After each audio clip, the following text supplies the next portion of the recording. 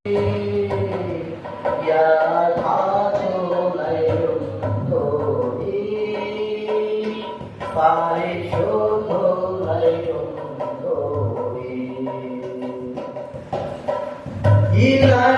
దేహ మాత్మనందు కల్మషం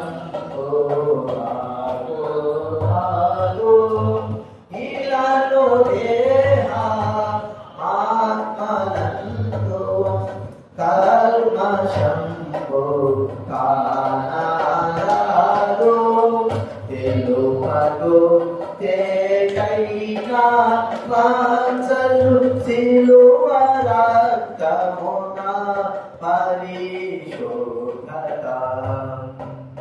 తెలుపదు తేటైనా వాంఛలు సిలువ రక్తమున పరిశోధత పరిశోధులయుండుడి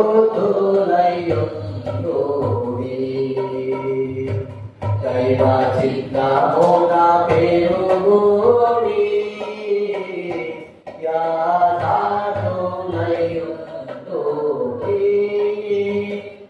పరిశోధులయుండుడి.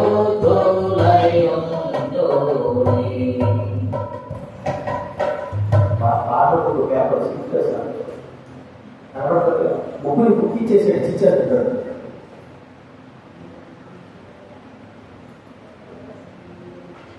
ప్రార్థన చేసుకుందాము.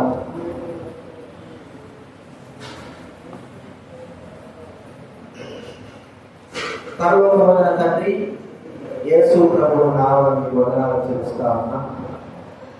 ఈ సభలో ప్రభావ మిమ్మల్ని స్తుతించే బాధ్యత మాకు చదివిస్తున్నాం. తర్వాత గారు జీవన దేవుడు రక్షకుడు ప్రభావ మిమ్మల్ని స్తుతించి వచ్చిన ఈ వాక్యానుసారంగా యోగ్యంగా బరువు చేయాలి. మాకు అవసరం మేము మీ బరువు చేయకపోతే మీలో పాలు లేదు, పరలోకంలో పాలు లేదు. ప్రభా మేము మీతో పాల్గొని మీతో సహవాసం కలిగి ఉండాలి. మమ్మల్ని పరీక్షించుకుని యోగ్యంగా బరువు చేయాలి. దాని విషయాన్ని సహాయం చేయాలి. వాక్యానుసారంగా పరీక్షించడం పరీక్షించుకొని యోగ్యంగా బరువు చేయడానికి కృతజ్ఞతలు స్తుతులు చెల్లిస్తుంది. యేసు నామమున ప్రార్థించి వేడుచున్నాము తండ్రి. ఈరోజు ఎంతమంది దేవుడు వాక్యం చదివారు?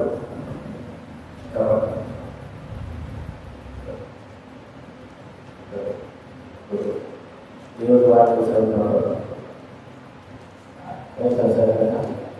కష్టం ఉంటుంది. తిరిగి అడిగేటోళ్ళకి వాకింగ్ చేసినప్పుడు మన ఆత్మస్థితి కూడా మనం ఏం చేయాలా? దైవ వాక్యము చదవాలి.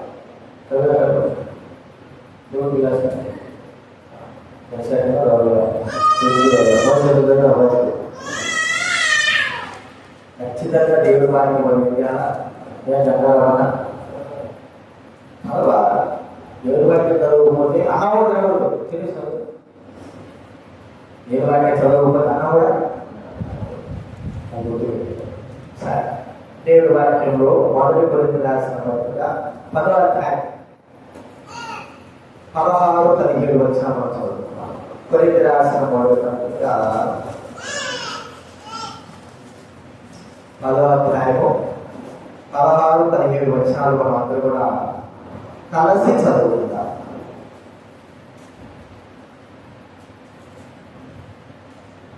బైబిల్ దగ్గర నుంచి 152వ పేజీ. మొదటి రాసిన పత్రిక 10వ అధ్యాయం 16. మనము అందరం చదువుతాం. మనము దీవించు ఆశీర్వచనం పాల్గొంటున్నాము. క్రీస్తు రక్తంలో పాల్గొంచుకోండి కదా. మనము విలుచుబెట్ట తినుట క్రీస్తు శిలువలో పాల్గొంచుకోండి కదా. మనమందరము ఆ ఒకటే రొట్టెలో పాల్గొంచుకుంటున్నాం. అంటే కనుక అనేకులమైన మనం ఒక్క శరీరమై ఉన్నాము. 2వ కొరింథీయులకు రాసిన పత్రిక 3వ అధ్యాయం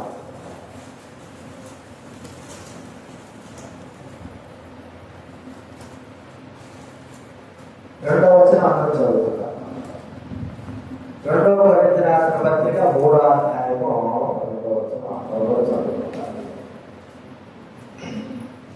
నుంచి 160 మా హృదయముల మీద రాయబడి మనుషులందరూ తెలుసుకొనుచు చదువుకొనుచున్న మా పత్రిక మీరే కాదా చదువుకోవచ్చు. రాతి పలకల మీద కానీ శిరాల్లో కానీ రాయబడక మెత్తని హృదయములు గల అను పలకల మీద జీవం గల దేవుని ఆత్మతో మా పరిచయముగా వ్రాయబడిన క్రీస్తు పత్రిక ఉన్నారని మీరు తేటపరచబడుతున్నారు.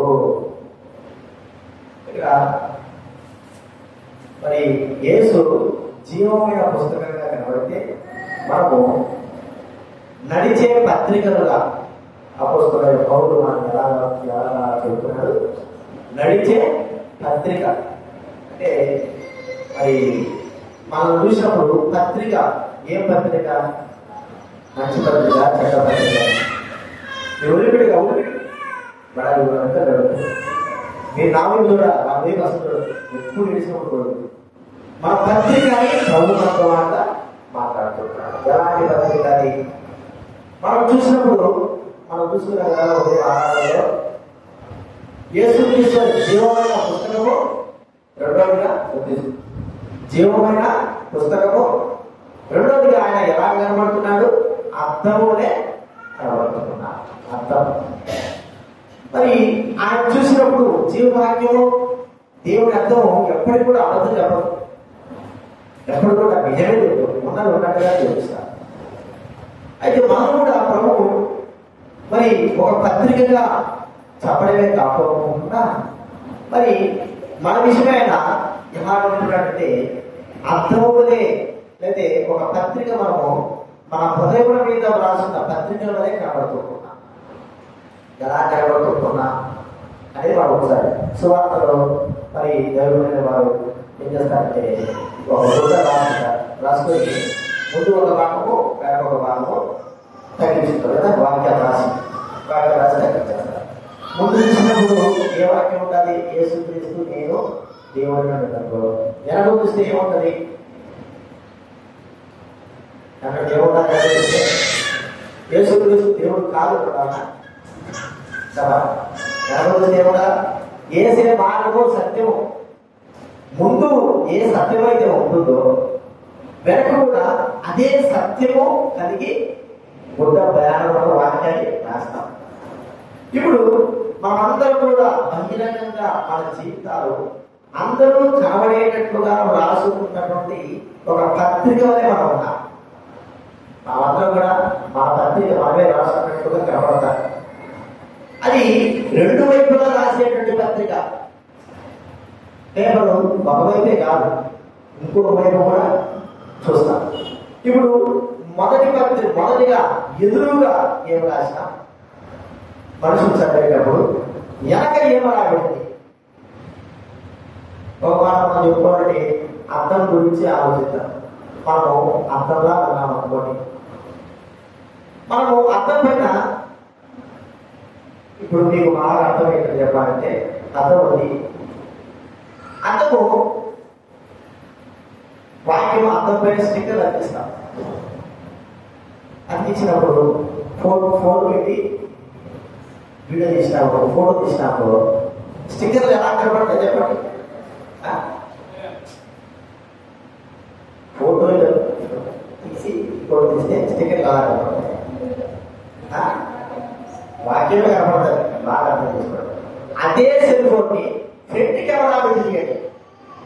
అర్థమైందా మీకు?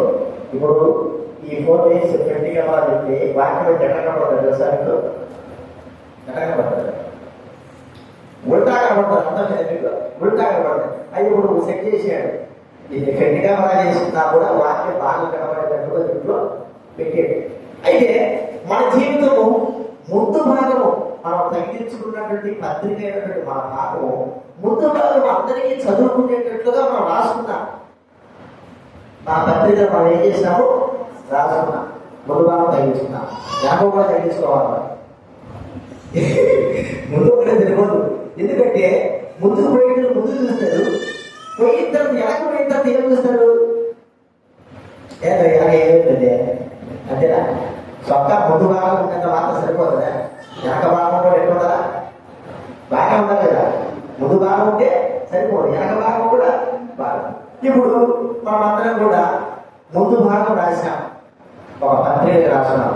మనం ఒక్కొక్క రైతులో ఒక్కొక్క మనమందరం మీద చదవగలం కాబట్టి ఏ పత్రిక రాసినామో అందరూ చదువుకునేటట్లుగా, అందరూ వినేటట్లుగా, లేకపోతే అందరూ గ్రహించేటట్లుగా మన జీవితాల గురించి మనం రాసిన పత్రికలు ఒకే ఒక అర్థంగా రాసుకుంటాం. ఏమంటే మేము దేవుని మాట వింటున్నాను. అర్థమైందండి? ఒక పత్రిక ఏం రాసాము? ముందు బోర్డు నేను దేవుని మాట వింటాను అని రాసి ముందు చూసుకున్నాం. ఎనకుండేది అసలే అర్థం అని. నీకు ఎనకుండేది అర్థమైందే. ముందుండేదేమో నువ్వు రాసినావు, ఎనకుండేది ఏం కావాలా? ఈ అర్థం ఖచ్చితంగా ఎనకుండేదాన్ని ఉన్నట్టుగా చూపించాలి. ఆ వాక్యం అదేంటి, దాన్ని ఏమంటారు చెప్పండి? దేవుడి వాక్యం. దేవుడి వాక్యం ఎప్పుడు కూడా అబద్ధం చెప్తుందా? అబద్ధం రాస్తుందా? మనం రాసిన ఏం రాసినా చెప్పండి. మొట్టమొదటిగా ఒక మాట చెప్పుకుంటే నేను దేవుడి మాట వింటాను అని నేను రాసుకొని గడవ చేసుకున్నా. అందరు కనబడతాను. వెనక చూస్తే ఏం కనబడుతుంది ప్రజలకంటే వీడు దేవుడి మాట వినడు అని కనబడతారు. ఏంటండి? ముందు వస్తే ఒక 2 పదార్థం తేడా వస్తుంది. 2 పదార్థం. ఏం బాగా చెప్పండి? వింటాను వినము. ముందు పోయి చూస్తే అందరికీ కనబడతావు. మంచిగా రాసినాడు, మంచి మాట రాసినాడు. ఏమాట? నేను దేవుడి మాట వింటాను. ఆ చదివినట్టు కొన్ని గుర్తు ఎక్కడ చూస్తే అది ఉల్టా చూసుకోవడాలు. ఏమంటే వీడు దేవుడి మాట వినడు అని రాయడు. ఎలాగది సాధ్యం? నీ ఎంతో వస్తున్నావు, కానీ నిజమైన పత్రిక దైవ వాక్యము మన హృదయంలో చేసే వాక్యం ఏం చెబుతుందంటే ఉన్నది ఉన్నట్లుగా ఏం చేస్తుంది చెప్పండి? మనకు చూపిస్తుంది. దేవుడి గ్రంథంలో 22వ అధ్యాయం, ఇర్మియా గ్రంథం 22వ అధ్యాయం 21 వచ్చే చదవండి.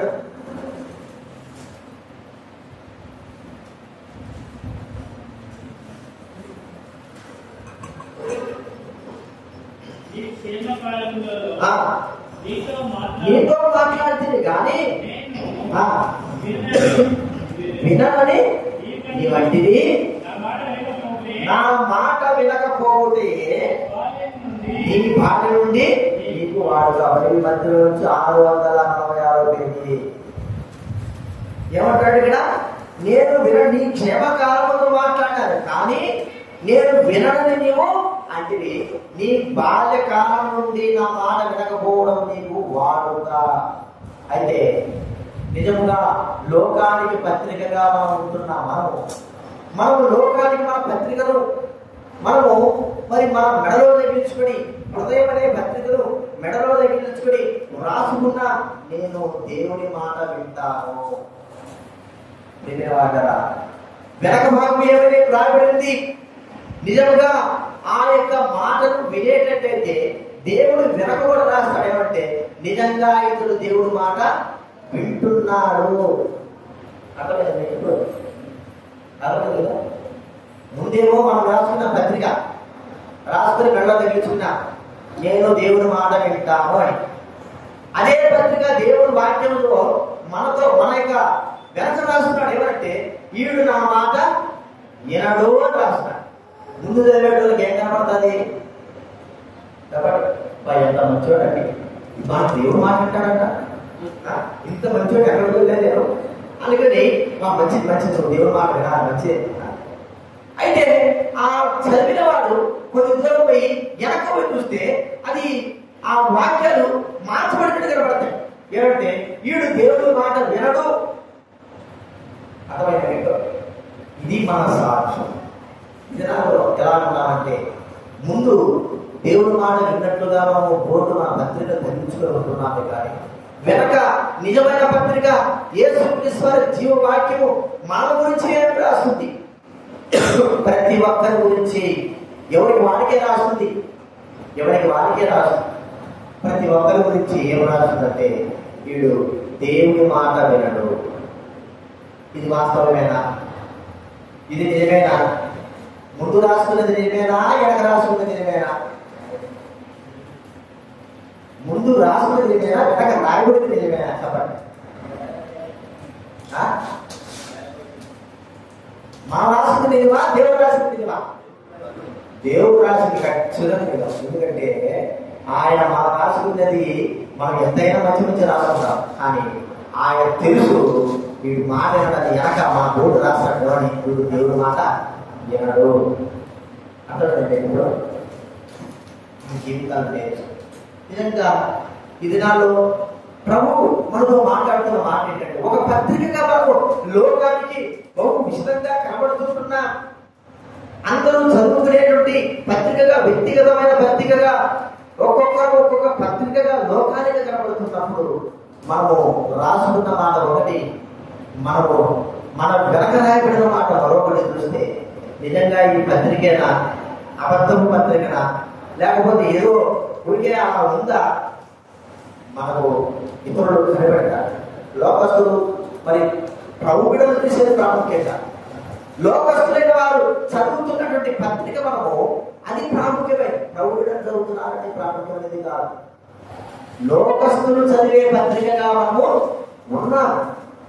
మన గురించి మనం రాసుకున్న పత్రిక అయితే అది నిజమే అయితే దేవుడు కూడా నిజంగానే మన వెనకలే రాస్తాడు. ఏమంటే వీడు నిజంగానే దేవుడి మాటకు, దేవుడి మాట వింటాడు ఉందా? ఆయన ఆలోచన, ఆయన స్థితి మన జీవితం ఉందా? ఎన్నిసార్లు ప్రభు అంటాడు, నా మాట వినకపోతే బాల్యం నుండి చిన్నతనం నుండి పెదవసు కాదు, బాల్యం నుండి వాడుగా వినకపోవడం నేను మనం చూస్తాము. దేవుడు మాట ఏదైనా సరే కావచ్చు. మన గురించి మనం చెప్పుకున్న పత్రిక ఒకవేళ మనం మంచిగా ఉండొచ్చు, కానీ దేవుడు ఖచ్చితంగా మన వెనక రాస్తాడు, ఈ వ్యక్తి నా మాట వినాలి. రెండోది మనం చూస్తా ఉంటే యేసు మాటలు మనము ఏమని రాస్తున్నామంటే, యేసు చెప్పిన మాటలు వినడమే కాదు, ఆయన చెప్పిన మాటలు నేను ఏం చేస్తాను, పాటిస్తున్నాను. అర్థమైన వ్యక్తులు వినడమే కాదు, రాసుకున్నా ఏమో రాసుకున్నా, యేసు మాట నేను వింటాను. దాని కింద ఇంకోటి రాశాడు, పత్రిక ఒక రైతు పోతుందా రెండోది ఏమంటాను, ఆయన చెప్పిన మాటలని నేను పాటిస్తున్నాను రాసుకున్నాను. నిజంగానే పాటిస్తున్నావా? పత్రిక ముందు ఒకటి ఎనకేముంది దేవుడు రాస్తాడు, వీడు అసలు నా మాట నా వాక్యం పాటించడు అని రాశాడు. అప్పుడు ఏది ఏమవుతుంది? టీవీ యాడ్లు ఇస్తా ఉంటారు. మా దగ్గరకు వస్తే 500 ఒక శాతం చిన్న 500, లేకపోతే 200, 300 అంటారు. విశ్వాస కంప్యూటర్ అంటే ఒక టీవీ ఆడిస్తాడు 5,000కే కంప్యూటర్, 2,000కే సిపియు అంటే ఆడిపోయి చూస్తే లేదు 7,000 అంటే. అరే ఇప్పుడు 2,000 అది 5,000 పెట్టినామంటే అది ఇప్పుడుదో అంట. చెప్పిందేమో ఒకటి, ఆడిపోయి చూస్తే ఇంకోటి ఏం ఇస్తాడు అర్థం. చెప్పిందేమో ఇక్కడేమో చెప్పాడు 5,000 అంటే టీవీ ఆడించాడు. పోయి ఆడిపోయి కొనాలంటే అది 5,000 కాదు 7,000 అంటాడు. చెప్పింది ఒకటి చేసేది. ఈ దినాల్లో మొదలైన మనం ఎలా ఉన్నామంటే, పత్రికగా రాసుకున్నాం, నేను దేవుడి మాటలు వినడమే కాదు వాక్యానుసారం నడుచుకుంటున్నాను. అయితే మన స్థితి ఎలా ఉంది? దైవ గ్రంథంలో రాయన మాట మత్తయి సువార్త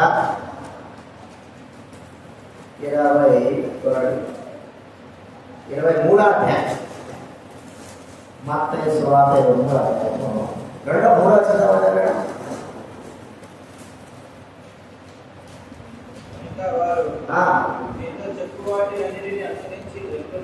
గైకొనుడి వారి పేద చొప్పున చేయుడి. ఇది అర్థమైందండి. ఏమంటున్నాడు? పరిశీలన శాస్త్రంలో చెప్తున్న మాట ఏంటంటే, వారు మరి చెప్పు వాటన్నిటికీ గైకొనుడి. ఏమేమి చెప్తున్నారు వాళ్ళు? దేవుని యొక్క ధర్మశాస్త్రంలో మాటలు చెప్తున్నారు. దేవుడికి వాక్యాన్ని చెప్తుంటున్నారు, ఒకరికొకరు చెప్పుకుంటున్నారు, ఇలా ఉంది అలా ఉంది అనుకుంటున్నారు. కానీ వాళ్ళు అందరికీ చెబుతున్నారు, కానీ అసలుకి వాళ్ళు ఏం చేస్తున్నారు? చెప్పిన మాట ఏది కూడా చేయడం. అది మనం చెప్పే మాట కదా. ప్రభు వారితో రాస్తున్న మాట వెనక రాస్తున్నాడు ఏమంటే, మీరు చెప్తారే కానీ చేయరు అని రాసేశాడు. ఇది నాలో ప్రజలైన వారు ఎలా ఉన్నారంటే, చెప్పడము జీవితం అనేది ఏంటంటే, ప్రతి వ్యక్తి జీవితము బాగా కనబడేటం ఒక పత్రికలా. అందరూ చదువుతారు, ఇది నిజమా కాదా, ఇది నిజంగా జరిగిందా లేదా చదువుతారు. మరి మనం పత్రికగా ఉన్నప్పుడు, మనం దేవుడి వాక్యాన్ని చెబుతున్నప్పుడు, దేవుడి మాటలు గ్రహిస్తున్నప్పుడు, చదువుతున్నప్పుడు వాటిని చేస్తున్నామా లేదా అనేది కూడా దేవుడు రాస్తాడు కనుక అందరికి చెప్తున్నాము. కానీ మనము ఆ వాక్యాన్ని మనం ఏం చేయాలనుకుంటున్నాము? గైకోలేకపోతున్నాము. ఆ పత్రిక కనుక ఏం రాయబడింది? మన హృదయమైన పత్రిక కనుక ఈ వ్యక్తి చెబుతున్నాడు కానీ దేవుడి వాక్యం చెప్తున్నాడు, కానీ దేవుడి వాక్యం ఏం చేయలేకపోతున్నాడు? చెయ్యలేకపోతున్నాడు. ప్రతి ఒక్కరు హృదయాలు కనుక ఉండేది ఈ దినాల్లో పత్రికగా దేవుడికి కనబడుతున్నాం, కానీ ఆ కనబడి మనం అందరికీ చూపించుకుంటున్నాం, కానీ దేవుడి వాక్యం ఇలా ఉంది ఎలా ఉంది ఎట్లా చెప్తున్నాం, కానీ అందరికీ స్టాప్ అయిపోతుంది. కానీ ప్రభువు మన వెనక రాసే మాట ఏంటంటే, ఇప్పుడు అసలు నా మాట ఒక్కడు కూడా నెరవేర్చలేకపోతున్నాడు, ఒక్కడు కూడా పాటించలేకపోతున్నాడు. ఎన్నో మంచి మాటలు, ఎన్నో విషయాలు చెప్తాడు, అన్ని చెప్తాడు, కానీ ఒక్క మాట కూడా ఈ వ్యక్తి పాటించలేకపోతున్నాడు. మరి ప్రజలు చూసేది కూడా వ్యక్తిగత జీవితంలో, మనందరి జీవితంలో చూసేది ఏం చెప్పండి? ఈ వ్యక్తి దేవుడు యేసుక్రీస్తు వాక్య ప్రకారంగా చెబుతున్నాడు, కానీ జీవితంలో కొంత అయినా సరే ఉందా, నెరవేర్చబడిందా, నెరవేరుస్తున్నాడా, లేకపోతే పాటిస్తున్నాడా అని ప్రతి వ్యక్తిని గురించి అన్ని తెలియని వాళ్ళు చూస్తారు. వాడదా మనం గుర్తించాల్సిందంటే, యేసుక్రీస్తు వారు ఒక నిజమైన పత్రిక. ఆయన తన ముందు రాసిన పత్రిక ఏమిటంటే, నేను తండ్రి మాట మరి వినడమే కాదు, అలాగే నడుస్తున్నాను, చేస్తున్నానని రాశాడు. తండ్రి అనే రాశాడు, యేసుక్రీస్తు ఏమని చెప్పాడు? యేసుక్రీస్తు తన ముందు రాసుకున్నాడు, నేను తండ్రి మాట వింటున్నాను, తండ్రి వాక్యాన్ని పాటిస్తున్నాడు, ముందు రాశాడు. తండ్రి ఏమని చెప్పాడు? ఇదిగో ఈయన నా ప్రియ కుమారుడు, ఈయనని ఆనందిస్తున్నాను, ఈయన మాట వినండి. ఎక్కడ రాశాడు? యేసుక్రీస్తు వెనక కూడా నిజమైన పత్రిక రాశాడు. ఇప్పుడు అదే మాట మనం చెప్తాము, అది మాట వేసుకోవాలి రాస్తాడు. ఇక్కడ కదా మనం ఒకసారి గుర్తించుకోవాలా? ప్రభువు మన గురించి చెబుతున్నాడు, ప్రభువు మన గురించి రాయాలి. ప్రజలు చూస్తారు, గ్రహిస్తారు, చూసి దాన్ని బట్టి, గ్రహించిన దాన్ని బట్టి ప్రజలు చూసేవారు, రాసేవారు. అయితే ప్రభువైన దేవుడు మన అంతరంగాన్ని కష్టం చూస్తాడు. ఈ వ్యక్తి నడుస్తున్నాడా వ్యవసాయగా, అందుకే కూర్చోమని చెప్పింది. ఎందుకు కూర్చోమన్నా చెప్పు, నేను కూర్చోబెట్టి నిలబోతున్నాను మైండ్. మరి చూస్తున్నాడు దేవుడు, వ్యక్తి మాట వింటా అన్నాడు, విన్న మాట ప్రకారంగా చేస్తున్నాడా లేదని చూస్తున్నాడు. చాలా మంది ఎట్లున్నారంటే, ఆ చెప్పిన మాట ప్రకారంగా జీవించాలి.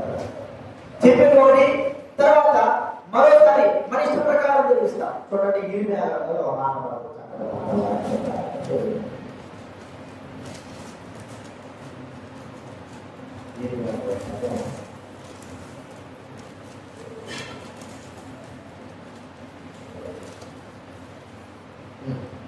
34వ అధ్యాయం 9వ వచనం ఎందుకు తెలుస్తారు?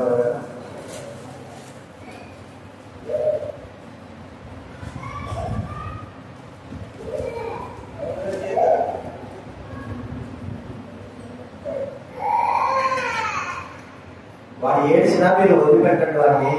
మీరు వాడు ఏడిస్తే ఎక్కువ ఏడుస్తుంటాడు. పిల్లల్ని దైవవాడు కొద్ది కఠినంగానే ఉంచాలి. వాడు ఏడుస్తాడు, వాడు ఏడుస్తాడు. అసలు యూదుల చేత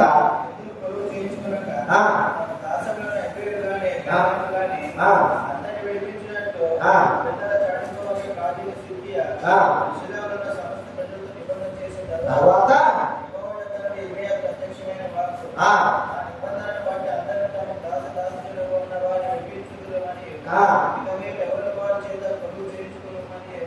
ఒప్పుకొని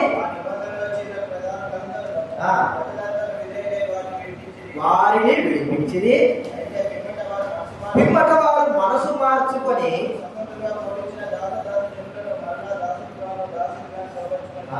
అమలుందని మీకు కూడా ఏం చేశారు? సిద్ధికియా కాలంలో మరి పట్టణం పట్టబడి ఉన్నది. దేవుడు పట్టణం చుట్టూ బబులో దేశం ఆక్రమించుకున్నారు. ఆ సమయంలో మరి మనం ఎందుకు ఇట్లా చేస్తున్నామని ప్రజలు ఆలోచించి 6 సంవత్సరాలు గురువు చేసుకోవాలి, ఎవరైనా దాసులుగా చేసుకోవాలి. 7వ సంవత్సరం ఆ వ్యక్తిని వదిలిపెట్టేశారు. ఆయన వచ్చుకోకూడదు. ఆ వ్యక్తిని మళ్ళా ఆ వ్యక్తిని నీకు మళ్ళా 6 సంవత్సరాలు చేస్తానంటేనే పెట్టుకోవాలి. ఇప్పుడు ఏం చేశారు? వాక్యానుసారంగా చెప్పబడిన మాట ప్రకారంగా మరి ఏం చేశారు? సరే 6 సంవత్సరాలు మేము దాసత్వము చేయించుకున్నాము, 7వ సంవత్సరాలు వదిలిపెట్టేస్తామన్నారు. అన్న ప్రకారంగా వాళ్ళు ఏం చేశారు? వదిలిపెట్టేశారు. అన్న ప్రకారంగా వాళ్ళు వదిలిపెట్టేశారు. కానీ ఆ వాక్య ప్రకారంగా వాళ్ళు చెప్పిన మాట ప్రకారంగా వాళ్ళు చెయ్యలేకపోయారు. తిరిగి వారి మనసులు ఏమైనా చెప్పండి మార్చబడి ఎవరైతే దాసులుగా పట్టుకొని గుడిచిపెట్టారో వాళ్ళని తిరిగి వల్ల లోపరుచుకొని దాసులుగా చేసుకున్నారు. చెప్పింది ఒకటి, చేసింది చూడండి ఎలా. ఈ దినాల్లో మన జీవితాలు కూడా చెప్పేటప్పుడు చెప్తున్నా, ఎన్నో మాటలు చెప్తున్నా, కానీ మన వెనక రాబడిన మాటల విషయం సంతోషం. ఈ వ్యక్తి చెప్పినాడు కానీ చేయలేడు. నిన్న గురించి ఏమి ప్రారంభిస్తున్నాడు దేవుడు? ఏమై మన వెనక ఆయన పత్రికగా వ్రాసి ప్రజలకు చూపించేటట్టు మన ప్రవర్తన బట్టియే రాబడుతుంది, మన క్రియలు బట్టియే రాబడుతుంది. ప్రత్యేకంగానే రాయడు. మనం జరిగించే క్రియలు బట్టి వెనక వాటంటే కదా ఏం చేస్తారు? టైం కొడతామా? మనం చేసిన దాన్ని బట్టే వెనక ఏమైనా టైం కొడతారు? ముందు మనం ఏం టైం చూసుకున్నాం చెప్పండి. మేము దేవుడి మాట వింటాం, రెండోదిగా ఆయన వాక్యాన్ని అనుసరిస్తాం. ఇది మనం చేసుకున్న టైం. అయితే మన క్రియల ప్రకారంగా నడుస్తూ వెళ్తా ఉంటే జరిగే పరిస్థితులను బట్టి నడిచే విధానం బట్టి వెనక వాడు టైం చేయబడతా ఉంటారు. వీడు దేవుడి మాట వినడం. రెండోదిగా డిజిటల్ అయిపోయి, మూడోది దాంతో టైం చేసుకుంటారు. డిజిటల్ బట్టే దాంతో టైం. రెండోదిగా చెప్తాడే కానీ చేయలేదనేటువంటి మాట ప్రజలందరూ గ్రహిస్తారు కదా. జ్ఞాపకం జాగ్రత్త ఉందా మనం అలా ఉన్నామా? ఇది రెండోది మనం చూసుకుంటున్నాం.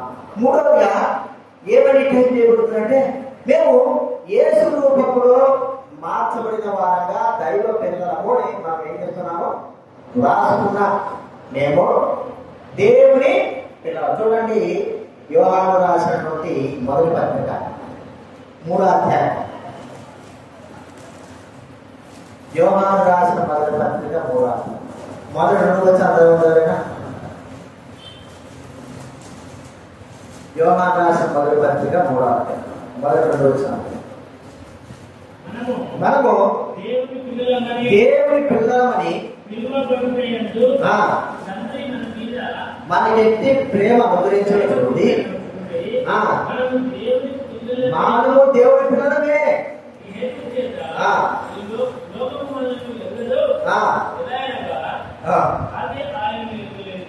అది ఆయనలో ఎరుగలేదు. ఇప్పుడు మనం దేవుని పిల్లలు ఉన్నాము. మనం ఇంకా ఏమవుతుందో వాళ్ళు ఇంకా ప్రత్యక్షపడలేదు. కానీ ఆయన ప్రత్యక్షమైనప్పుడు ఆయన చూడము కనుక ఆయనను ఏం చేస్తున్నామంటే రోడ్డు. ఇప్పుడు మనం మన బోర్డులో ఏమన్నా రాసుకున్నా చెప్పండి. మా పత్రికలో ముందు భాగం ఏం రాసుకున్నా? మొదటిగా దేవుని మాట వింటాము, రెండోదిగా దేవుని వాక్యం ప్రకారం నడుచుకుంటాము, మూడోదిగా ఇప్పుడు ఏం రాసుకుంటున్నా?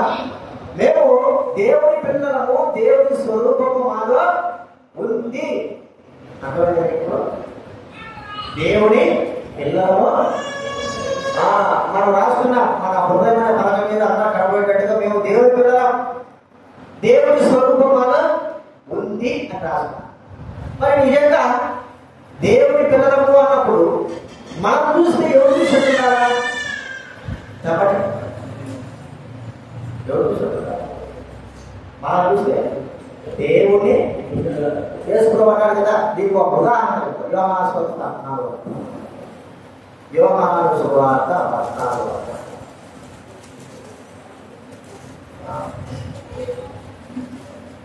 8 తెలుగు వచనాలు చదవండి.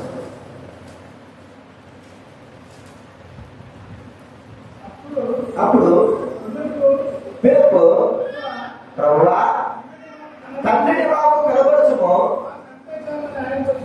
చెప్పగా పిలుపు నేను ఇంతకాలం ఏదో ఉండినను నీవు నన్ను ఎరుగువా, నన్ను చూచినవాడు నన్ను చూచినవాడు తండ్రి చూచినాడని కనుక తండ్రిని మాకు కనబరచుమని ఎలా చెప్పుతున్నావు. ఇంకోటి 12:45 అది యోహాను సువార్త 12:45 నన్ను చూచువాడు యేసుక్రీస్తు వారు కూడా గోడ తగిలించాడు. ఆయన హృదయమైన బలంపై ఎవరు తగిలించినాడు? ఎవరు తగిలించినాడు? ఎవరు తగిలించాడు? నన్ను చూసేవాడు తండ్రి చూస్తున్నాడు. అర్థమైందండి? ఇప్పుడు నా స్వరూపము తండ్రి స్వరూపము ఒకటి, నేను దేవుడి కుమారుడను, ఆయన స్వరూపంలో నేను ఉన్నాను అని ఆయన తగిలించుంటాడు కదా. అంతేనా? ఇప్పుడు ఆయన స్వరూపంలో ప్రభువైన యేసుక్రీస్తు వారు ఉన్నప్పుడు అది నిజమా కాదా? చెప్పండి, నిజమేనా? యేసుక్రీస్తు వారి స్వరూపము తండ్రి స్వరూపము ఒకటే. నన్ను చూచిన వాడు తండ్రిని చూస్తున్నాడు. ఇప్పుడు మనం చూస్తే ఎవరు చూసినట్టు? మనం చూసి ఎవరు చూసినాడు? మనుషులు చూసాట. దేవుడు చూసావా? దేవుడు చూసిందా? అలాంటి స్వరూపం ఉందా? చెప్పా, మనం చూసి దేవుడు చూసాడు, దయ్యం చూసినట్టు అంటేనంటే ఎవరో చూసినట్టు కాదు, దయ్యం చూసినట్టే. ఎంత దూరంలో ఉన్నా సరే మనుషులు చూస్తే ఇప్పుడు దయ్యం వస్తారు కదా, దేవుడి స్వరూపం వస్తారా? దయ్యమే నిజంగా వస్తుంది అన్నట్టుగా ఉంటారు. ఎందుకు? మన స్వరూపం ఎలా మార్చబడింది? దేవుడి రూపంలో మార్చబడలేదు. ఒకవేళ భౌతికంగా ఉండొచ్చేమో కానీ ఆత్మ సంబంధంగా మన రూపము ఏ రూపంలో మార్చబడుతుందంటే దైవ రూపంలోకి. మన దైవ రూపం ఎక్కడుండాలి?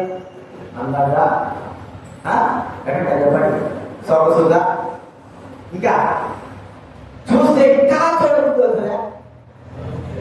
కాబట్టి ఎక్కడుండాలి దైవ రూపం? దయ్యాన్ని కూడా ప్రజలు ఒక రూపం తీసి పెట్టారు. కొమ్ములు వచ్చినట్టు, దానికి పెద్ద చూడు ఉన్నట్టు, అతను పళ్ళు పెద్దగా ఉన్నట్టు, చూస్తేనే భయంకరంగా ఉన్నట్టు. అది మళ్ళా చూడకోకుండా ఇంకో మాట చెప్పుకోవాలంటే ఇంటి ముందు తగిలిసిన దిష్టి బొమ్మ చూస్తారు. ఎక్కడుంటారు దిష్టి బొమ్మ? చెప్పండి. అది కూడా తలకాయ వేసే, మానవుడు తలకాయ వేసే ఆ దిష్టి బొమ్మకి ఏం చేస్తారు? చెప్పండి.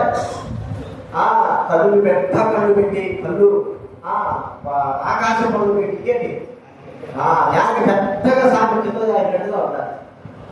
అది చూసినప్పుడు మనము ప్రేమిస్తామా, లేకపోతే ధైర్యంతో ఉంటామా, లేకపోతే అది చూసినప్పుడు ఎంత బాగుంది అంటావా?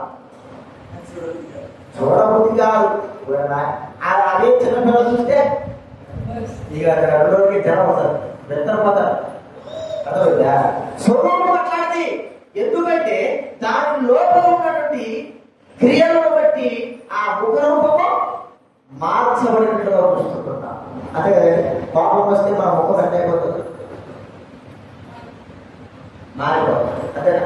అసూయ వస్తే మన ముఖం ఎంత అయిపోతుంది. అర్థమైంది? ముఖ రూపం మార్చబడడం అంటే అసూయ వస్తే మన రూపం పెట్టబెట్టదు. దొంగతనం చేసి మోసం చేసిన వరకు మన ముఖం ఎంత అయిపోతుంది. దొరికినా వరకు దొంగగా మన ముఖ రూపం ఎంత అయిపోతుంది.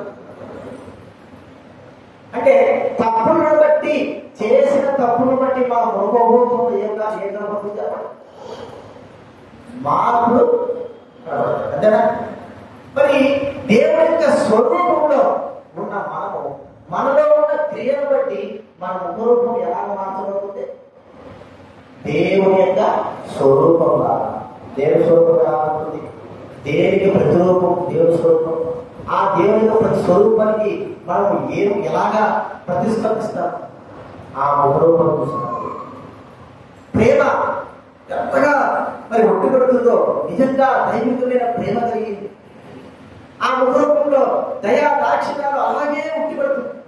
ఆ ముఖరూపంలో వెలుగు, సంతోషం, ఆనందం అలాగే ఉంటుంది. ఆ ముఖరూపంలో, దేవుని ముఖరూపంలో చూస్తా ఉంటే ఇంకా చూడబడుతుంది, ఇంకా చూడబడుతుంది. అది దేవుని స్వరూపం.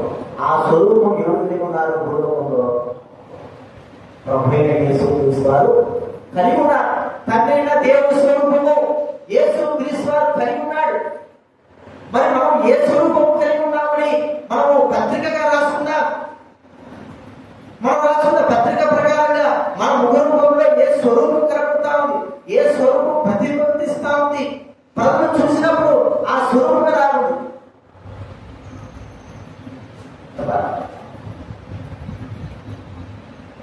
ముందు స్వరూపం ఎలా ఉంటుందంటే దేవదూతల స్వరూపం లాగా అంటే తెల్ల బట్టలు వేసుకుంటాం, మంచిగా బయట పెట్టుకుంటాం, మొహం చూస్తే అమ్మ ఎంత దేవదూతల వ్యాఖ్య చూస్తే ఆ స్వరూపం ఎట్లుంటా చెప్పండి, ఖచ్చితంగా కనబడుతుంది ప్రవర్తన ద్వారా. ఇంకో మాట మీకు చెప్పుకోవాలంటే ఏమంటే గొర్రె చర్మం వేసుకున్న తోడేరు అంటే గొర్రె చర్మం వేసుకున్న గొర్రె తోడేలా గొర్రెలతో తోడేలు కూడా చంపేసి దాని చర్మలు దూరిపెట్టి గొర్రె ప్రజలకు ఎట్లా కనపడుతుంది? ఆ తోడేలు దూరం చూస్తా ఉంటే పెద్ద గొర్రెలా దగ్గర పోయి చూసే పోతే ఆ ముఖరూపంలో కవలిక కనబడుతున్నాయి.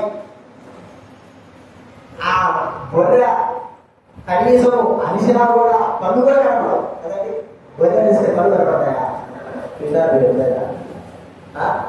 మరి ఈ గొర్రె రూపంలో తోడే అనిస్తే ఏం కనపడతాయి? ఏం కనపడతాయి చెప్ప? గొర్రె అనిస్తే పళ్ళు కూడా కనపడవు, మరి తోడే అనిస్తే పళ్ళు కనపడతాయి. పళ్ళు కనపడినప్పుడే అర్థమైపోతాయి ఇది ప్రోడక్ట్ అనేది. అర్థమైందా? పళ్ళు కనపడినప్పుడే దాని స్వరూపము, అది అలిసినప్పుడు కానీ లేకపోతే అది నోరు తెరిచినప్పుడు కానీ దాని స్వరూపం చూడగానే కనపడిపోతుంది ఇది గొర్రె కాదు, ఇది గొర్రె రూపంలో ఉన్న అంటే దాని ముఖరూపము ఎంత మార్చుకున్నా కూడా దాని లోపల కనబడే స్వభావం ఏం చేస్తుంది కాబట్టి దాని నిజత్వాన్ని చూపిస్తా ఉంది. నిజతత్వాన్ని చూపిస్తా. ఈ దినాల్లో మనం కూడా ఏం ధరించుకున్నాం? క్రీస్తుని ధరించుకున్న మనమందరము క్రీస్తు స్వరూపంలోకి రావాల్సిన వారు. అయితే క్రీస్తు స్వరూపం రావడం లేదు కదా, సైతాన్ స్వరూపం, దయ్యం స్వరూపం. అరే ఒకప్పుడు బాగున్నాడే, మంచిగా ఉన్నాడండి, దేవుని స్వరూపం బాగా కనబడేటట్టుగా మంచిగా దైవిక లక్షణాలు ఉన్నాయి. ఇప్పుడు చూస్తుంటే వాళ్ళ రూపంలో ఏ కనబడతా ఉంది? చంద్రశేఖర్ ఇక్కడ ఏ కనబడతా చెప్పాలి? చూసే కొద్దీ నిదానంగా చూసే కొద్దీ ఏ కనబడతా ఉంది? దేవుని రూపం కాదు, దయ్యం రూపము. 3D పిక్చర్ మీరు చూసారు కదా? 3D పిక్చర్ అంటే 3D పిక్చర్స్ చూసారా? ఫ్రేమ్స్ చూసారా? 3D frames చూడదా? చూసారు. దాంట్లో మొదటగా చూస్తే సింహం అనేది ఉంటారు, సింహం ఉంటారు. దాని కొద్దిగా యాంగిల్ తీసి మార్చారనుకో అది ఏం కనబడుతుందో అంటే వేరే బొమ్మ, ఒకవేళ గొర్రెనో లేకపోతే ఏదో మనిషి బొమ్మ కనబడతారు. ఎదురు చూస్తే మాత్రం ఏమవుతుంది, లేకపోతే ఎదురు చూస్తే గొర్రెనే అనుకుందాం, ముందు గొర్రెనే పెడతాం. ఒక యాంగిల్ తిప్పి చూస్తే ఏం కనబడుతుంది అంటే ఖచ్చితంగా ఏం కనబడుతుంది, సింహం బొమ్మ కనబడుతుంది, తోడేలు బొమ్మ కనబడుతుంది. సంతం చూస్తే ఇక్కడ కనబడుతుంది, సైడ్కి పెట్టి చూస్తే ఏం కనబడుతుంది, అది దాని 3D పిక్చర్ అంటారు. ఇప్పుడు మా మొహం కూడా ఎట్లా చెప్పండి, ఎక్కడ 3D పిక్చర్ అంటే పైకి మాత్రమే పౌడర్ కొట్టుకుని మంచిగా ఉన్న దేవుడి స్వరూపంగా కనబడే 3D పిక్చర్. అది పక్కకు కొద్ది అటు తిప్పి చూస్తే ఏం కనబడుతుంది,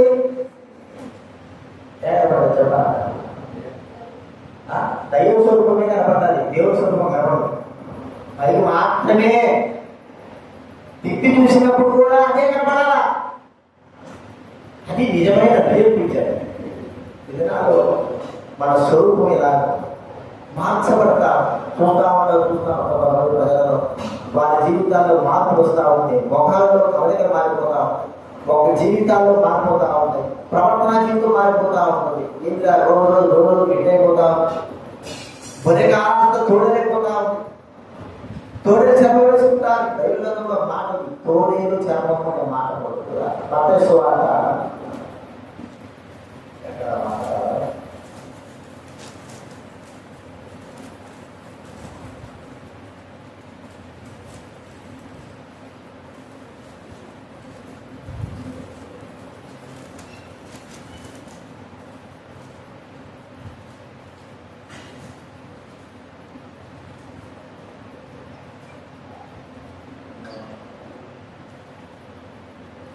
మత్తయి 10:16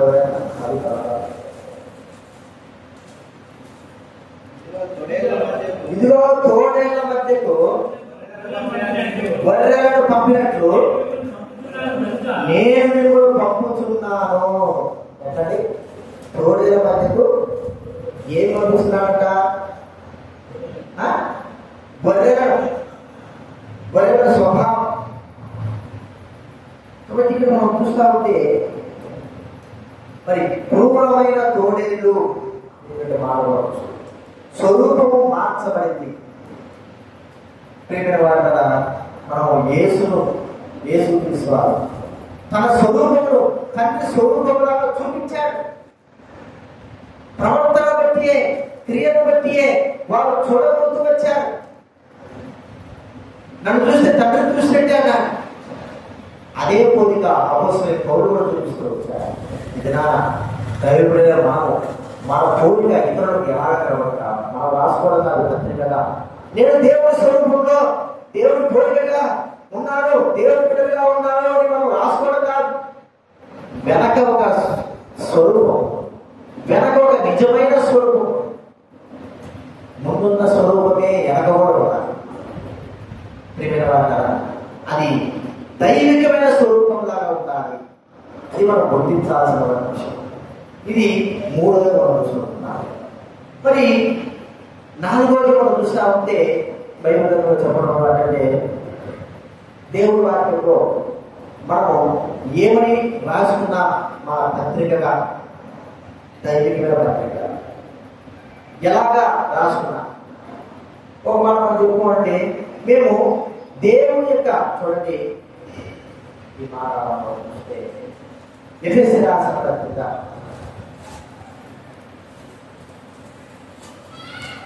4వ అధ్యాయం 15వ వచనం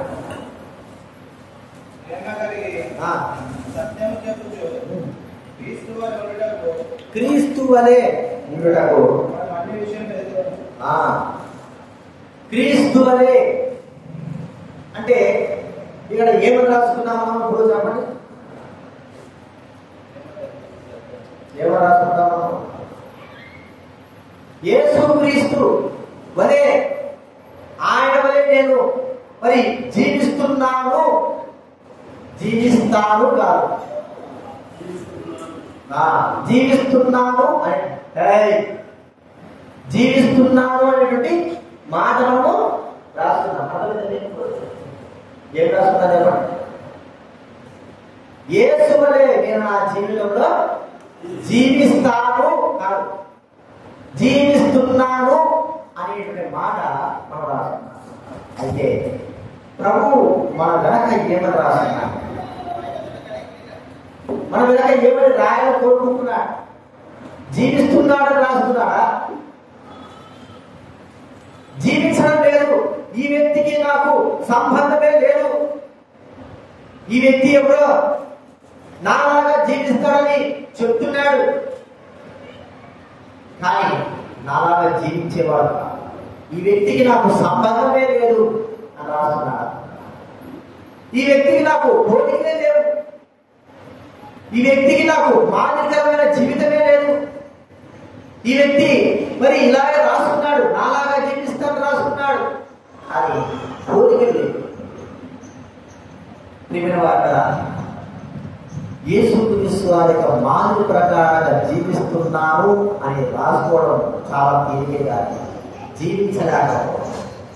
అపోస్తలుడైన పౌలు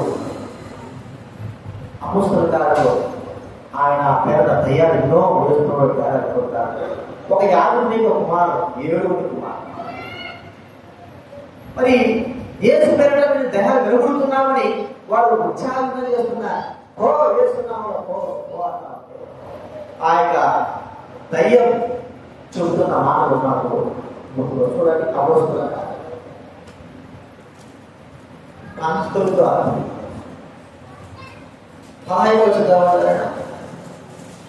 అపోస్తలుల కార్యాలు 19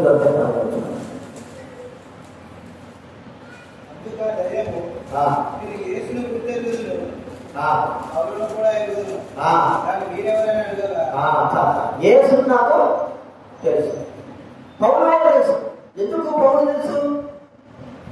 యేసు వలె జీవిస్తున్న వ్యక్తి ఎవరంటే యేసు వలె జీవిస్తున్నవాడు, ఒక మాదిరికరమైన జీవితం కలిగిన వాడు. యేసు వలె తాను జీవిస్తున్నాడు కాబట్టి దయ్యము గ్రహించింది. దయ్యం గ్రహించి యేసు ప్రభువు ఎవరో నాకు తెలుసు, ఆయన ప్రవర్తన ఏంటో నాకు తెలుసు, యేసును అనుసరించి యేసు వలె జీవిస్తున్న వ్యక్తి ఎవరో నాకు తెలుసు. పౌలు ఎవరు నాకు కూడా, పౌలు ప్రవర్తన కూడా నాకు తెలుసు. మీరెవరు నాకు? యేసు లాగా జీవించలేదు, పౌలు లాగా జీవించాలనుకుంటున్నారు. మీరెవరు? దినాల్లో మన జీవితాలు ఎలా ఉన్నాయంటే యేసు వలె జీవిస్తున్నాము అని అంటున్నాం, కానీ మనలో ఆ యొక్క జీవితం యొక్క నడవడిక లేకపోతారు. మాదిరికరమైన జీవితం లేదు. యేసును చూపించలేని నడుచుకునే వారంగా ఆ యేసు వలె ప్రవర్తించలేని వారంగా ఉంటున్నా. దినాలు అదే జరుగుతా. ఎందుకు మన జీవితాలు నష్టపరచబడుతున్నా, ఆత్మీయ దిగజారుతున్నా? క్రీస్తు వలె జీవించలేకపోవడం, క్రీస్తు వలె నడవలేకపోవడం. ఒకసారి డేవిడ్ లివింగ్స్టన్ గారి గురించి చెప్పగలమా? డేవిడ్ లివింగ్స్టన్ సౌత్ ఆఫ్రికాలో హైదరాబాద్ వెళ్ళి సువార్త జరిగించిన పెద్ద దర్శకుగా సౌత్ ఆఫ్రికా మంచి నరమాంస వారి మధ్య వెళ్ళాడు. అక్కడ సువార్త చేశాడు. మరి ఎన్నో ఆటలు, ఇల్లు లేదు, వాకి లేదు, కొడుకులు సెలవు వచ్చారు. మంచి ఇక్కడైతే అమెరికాలో ఆయన లండన్లో లగ్జరీ లైఫ్ బతుకుతావా, ప్రభు పెంచాడు కావాలి అన్ని వెళ్ళిపోయాడు. అనేకుడికి సువార్త చచ్చిపోయేంత వరకు కూడా ఒక చిన్న పురుగు గుడిచాడు. అంతా అక్కడంతా ఏమో పెద్దగా ఏమో పురుగు గుడిచులాగా జీవిస్తూ అక్కడే భోగాలు అంటే ఇదేం చేశారు? మరి ఆయన చనిపోయిన వార్త అందరం తిరిగిపోయింది. శుభ్రం వచ్చారు, అందరూ వచ్చి ఆయన తీసుకోబోతున్నారు. వీళ్ళందరూ ఆపేశారు. ఈ యొక్క పోయేవాళ్ళు ఆ సౌత్ ఆఫ్రికా ఆపేసి వద్దు ఆయన తీసుకోవాల్సి ఇక్కడే కూర్చుంటారు, లేదా ఆయన తీసుకోపోవాలి అక్కడ వాళ్ళు పెట్టుకోవాలంటే అప్పుడు ఏం చేశారంటే వాళ్ళు సరే తీసుకోకండి, ఆయన గుండె మాత్రం నాకు ఇచ్చేయండి అదనగా. ఎందుకంటే ఆయన యొక్క ఆ మనసంతా ఇక్కడే ఉంది, సౌత్ ఆఫ్రికా పైనే ఉంది. ఆయన గుండె ఇచ్చేది మేము కూర్చుంటున్నాము, మీరు శరీరం తీసుకొని కూర్చోండి. సరే ఆయన గుండె తీసుకొని సౌత్ ఆఫ్రికాలో కూర్చోండి. ఒక రోజు 3 సంవత్సరాల తర్వాత, 3 సంవత్సరాలు మనకి తెలియలేదు, ఒక వ్యక్తి దేవుడు సువార్త చేసుకుంటే అక్కడికే వచ్చాడు. సువార్త చేసుకుంటా ఉంటే అందరికి తప్పించారో మరి చేస్తున్నాడు. ఇస్తా ఉంటే అక్కడ ఉన్న వాళ్ళు పైకి అంటే ఎవరండి అంటే ఈయన యేసు ప్రభు మా కోసం ప్రారంభించాడు. ఈయన మనకు తెలుసా కాదు బయట వాళ్ళు ఏమన్నారు, ఈయన మనకు తెలుసా, మేము చూసినా ఈతో పాటు ఉన్నామంటే ఆయన ఆశ్చర్యం అయిపోయింది. ఎవరికి ఆ మాస్టర్ ఈ చచ్చిపోయిన 2 సంవత్సరాలకి వీడియో చూసారు ఆశ్చర్యం, జరిగిన సత్యమే చెప్తున్నా, ఆశ్చర్యమైపోయింది. మరి ఆయన చూసినాము, ఆయన మామూలు చచ్చిపోయాడు, మేము అక్కడిని మాత్రమే కూర్చిపెట్టుకున్నాం. ఆయన ఎవరులాపా వేసుకొని తెచ్చుకొని వేసుకొని తెచ్చుకొని ఇక్కడ కూర్చిపెట్టాడు మీరు అంటే పాప చూద్దాపా ఎవరు ఆయన అసలు వేసుకోండి అంటే అవును వేసుకోండి నువ్వు చెప్పాను మేము కూర్చిపెట్టాము, ఇక్కడ చచ్చిపోయాడు మామూలు తెచ్చిపోయాడు ఇక్కడ కూర్చిపెట్టుకున్నామంటే ఆయన ఎవరు చూస్తే ఆయన పేరు ఏముందంటే డేవిడ్ లివింగ్స్టన్ అనే పేరు ఉంది. ఆయన ఫోటో కూడా చెప్పవచ్చు. దాని అర్థం ఏంటి ఏంటంటే ఆ సౌత్ ఆఫ్రికాలో ఆయన గురించి చెప్పిన మాట నిజంగా నాకు సాక్ష్యం ఉంటుందన్నమాట. చెప్పిన మాట ఏంటి, ఈయన మా మధ్య ఉన్నాడు, ఈయన కనుగొంచిన విధానం ఏంటి, యేసు వలె ఆయన చేశాడు, జీవించాడు. సాధారణమైన డేవిడ్ లివింగ్స్టన్ వల్ల జీవించలే, వారి మధ్య ఎలా జీవించాడంటే ఏ వ్యక్తిని గురించి అయితే చెప్పాడో ఆ వ్యక్తి వలె జీవించాడు, చచ్చిపోయాడు. వారి దృష్టిలో ఆ సౌత్ ఆఫ్రికా దృష్టిలో ఈ డేవిడ్ లివింగ్స్టన్ ఎలా ఉన్నాడు, ఏసే యేసు వలె కూడా రాదు. వారు ఏమనుకుంటున్నారు, ఏం భావిస్తున్నారు, యేసు అవునా యేసు వచ్చి ఇక్కడికి వచ్చాడు, బాగా మంది తిరిగాడు, కూడా తిరిగాడు, మరి ఆయన బాగా చనిపోయినాడు, ఆయన మా దగ్గర కూర్చున్నాడు. ఇది సాక్ష్యం. అర్థమైతే యేసు వలె జీవించడం అంటే అర్థమైంది. మనము మన జీవితం కనపరచడం కాదు, యేసు యొక్క మాదిరికరమైన జీవితంలో కనపరిస్తే ప్రజలందరూ చూసేదంటే యేసు ప్రభువే ఇక్కడ జీవిస్తున్నారు అన్నట్టుగా భావించాలి. వారి మన జీవితంలో సాధ్యమేనా? మనము రాసుకుందాం, నేను యేసు వలె జీవిస్తున్నాను, యేసు వలె నేను జీవించడానికి జీవిస్తున్నాను అని రాస్తున్నాను. అయితే యేసు ప్రభు ఏం రాస్తున్నాడు కదా, నా వల్లే అసలు మీరు జీవించడం లేదు అని రాస్తారా?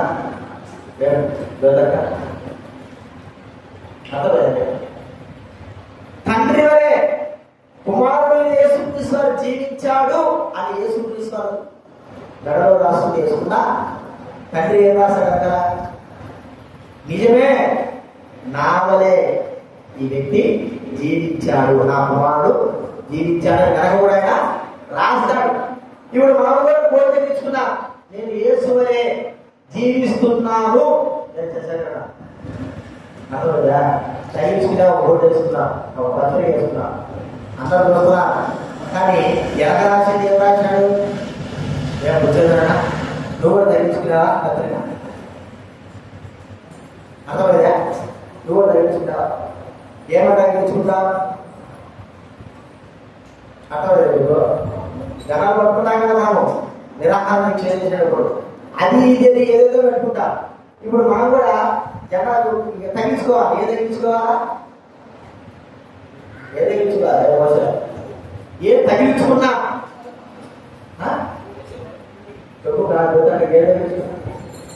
నేను యేసు వలె జీవిస్తున్నాను అని బోర్డు ఏం చేశాము, మనం అందరం కూడా తగ్గించుకున్నాం. నాతో పాటు మీరందరూ కూడా తగ్గించుకున్నారు, మీతో పాటు నేను కూడా తగ్గించుకున్నాను. కానీ నిజం ఏం రాశాడు దేవుడు దగ్గర మనం చూసుకోవాలి. ఇదే ఏమి కూర్చున్నారు కదా, ఇదే కూర్చున్నారు, మనందరూ తగ్గించుకున్నాం.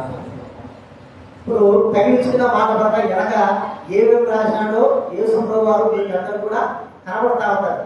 ఈ మనోడు ప్రేమను తగ్గించుకున్నాడు. ఎవరు తగ్గించుకున్నాడు? యేసు వలె తగ్గించుకున్నాడు, ముందు కూర్చున్నాడు. వెనక ఏం రాసింది నీకు మాత్రం కనబడతాడు. ఎవరికే ఏం రాసింటాడు చెప్పు. సరే నువ్వు కూడా తగ్గించుకున్నావు, నీ వెనక రాసినది చనిసేయమని చెప్పా అర్థమైందా? ఖచ్చితంగా చెప్పాలి. రాస్తాడు దేవుడు, ఖచ్చితంగా రాస్తాడు రాయమన్నాడు. నువ్వు తగిలించుకున్న పత్రిక ప్రకారంగానే అది నిజమా కాదా అనేది ఏం చేస్తాడు చెప్పండి. మనం తగిలించుకున్న పత్రిక ప్రకారంగానే నిజమా కాదా అని మనగలగా ఆయన ఏం చేస్తాడు, రాసి సంతకం పెట్టాడు. ఎవరు సంతకం పెట్టాడు? మొట్టమొదటి ఏమో రాశాడు, నా మాట మనమేం తగిలించుకున్నాం, నేను కూర్చున్నా మనమేం తగిలించుకున్నాం చెప్పండి. మొట్టమొదటిగా నీవు నేను తగిలించుకున్న బోర్డు ఏమిటంటే నేను దేవుడి మాట వింటాను. అర్థమయ్యాడు? ఆ బోర్డు నేను ఏం చేస్తాను, తగ్గించుకొని ఎదురు పెట్టుకున్నాను. నీ వెనక రాస్తాడు దేవుడు, వచ్చే వాళ్ళందరూ చూసుకునేటట్టుగా వినడు అని రాస్తాడు. అర్థమైందా? ఫస్ట్ పాయింట్కి వినడు రాస్తాడు. రెండో పాయింట్ ఏం పాయింట్ చెప్పాను చెప్పు. నా మాటలే, యేసు మాటలు నేను వింటాను, నెరవేరుస్తాను అని రాస్తున్నాడు. ఎలాగ ఏం రాస్తాడు లక్ష్మి? ఏం రాస్తాడు? నీ బోర్డు దగ్గర నీ ఈ ప్రకారం ఏం రాస్తాడు? నా మాట అసలు విననే వినదు అంతే చెప్పాలి. నువ్వే మాటలు చెబుతాను కానీ అస్సలు చెయ్యదు. మూడోది ఏం రాసుకున్నాను?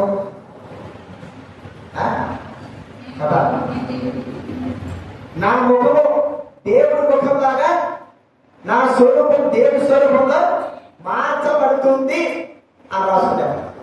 వెనక ఏం రాస్తాడు ఆయన చెప్పాలి. ఇక్కడ ఏం రాస్తాడు వెనక? అసలు మీ స్వరూపం నాకు కానే కాదు, మీది దయ్యం స్వరూపం రాశాడా లేకపోతే నిజంగా నా స్వరూపం రాశాడు? ఏం స్వరూపం రాశాడు? ఏం తెలుసు చెప్పు. నువ్వు కూడా 3 బోర్డు తెప్పించుకున్నావు. ఏ బోర్డు వెనక ఏం రాశాడు దేవుడు? 3వ బోర్డు ఏం రాశాడు? నేను దేవుడి స్వరూపంలో మార్చబడ్డాను రాస్తే నీ అసలు ఏం రాయాలి దేవుడు? అసలు నీ స్వరూపం నా స్వరూపం కానే కాదు రాశాడా? 4వది ఏం రాశాడు చెప్పండి. 4వది ఏం చెప్పాడు? నా వలే యేసువలే ఈ వ్యక్తి జీవిస్తున్నాడు, నా యేసువలే నేను జీవిస్తున్నాను అని మన బోర్డు రాసి పత్రికగా అందరూ కనబడాలి పెట్టుకున్నాను. కానీ దేవుడు ఏం రాశాడు కదా,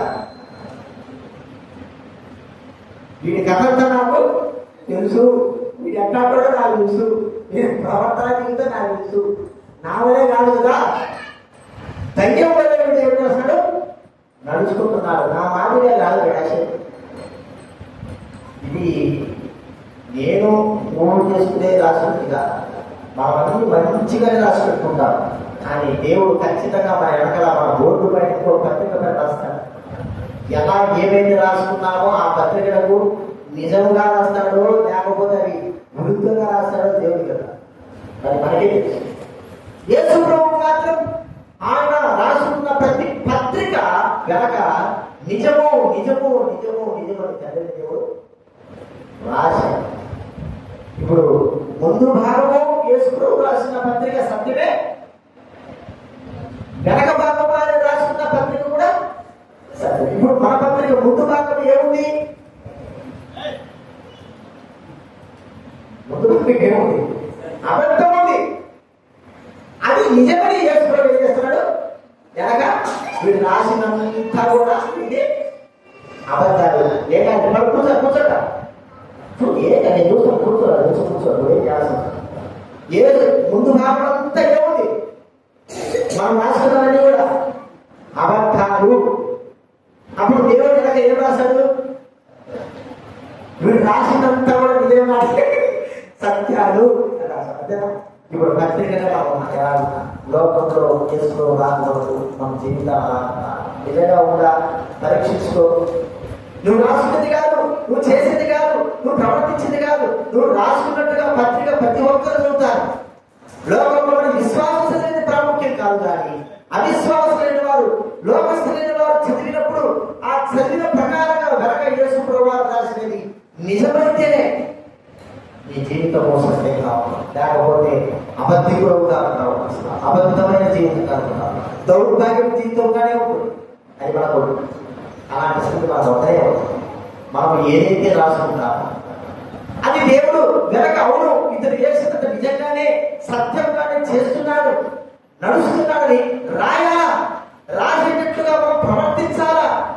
మనం రాసుకున్న పత్రిక ప్రకారంగా మనము ప్రవర్తించవలసిన వారంగా ఉండాలి.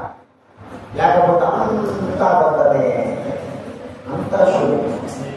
అలాంటి జీవితం అంటూ అది దేవుడికి విరుద్ధమైన జీవితం, బాధ కలిగించింది. అలాంటి జీవితాన్ని దూరంగా ప్రార్థన చేసుకుంటాం.